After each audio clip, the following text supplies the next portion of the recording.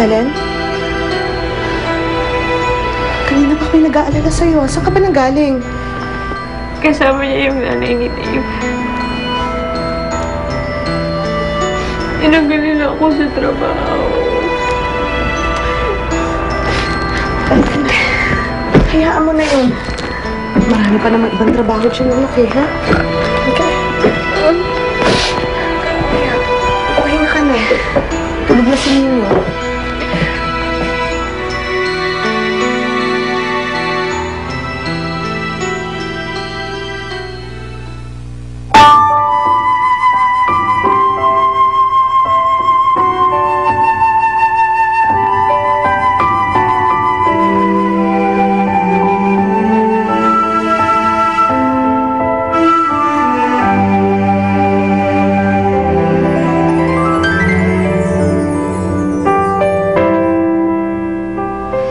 Madami akong pagkakamaling kailangan ituwid.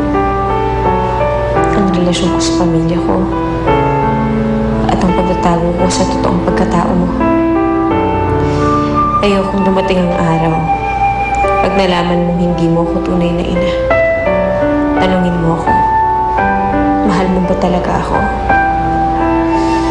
Isa lang ang isasagot ko sa iyo, anak. Nagawa ko lahat ng iyon dahil mahal na mahal na mahal kita. Kaya sorry. Sorry. Sorry.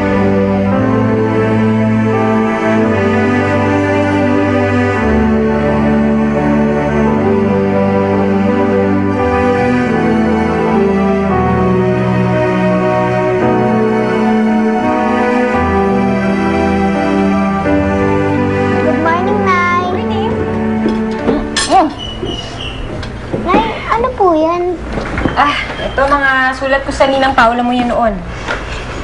Hanapin ko ulit si tatay ngayon eh. Sa luneta po ulit? Baka sakali. Baka... Hindi mo.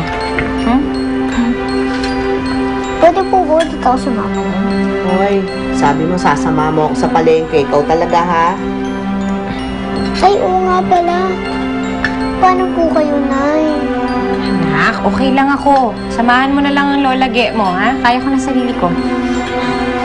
Sa bagay, hindi naman kaya ni Lola Ge magbuhat ang mga mabibigat na bagay. Kaya kailangan niya ako. Malakas po kasi ako na eh. Ba? Patingin nga naman, sir. Masaan? Tigas Malaki ba? na yan eh.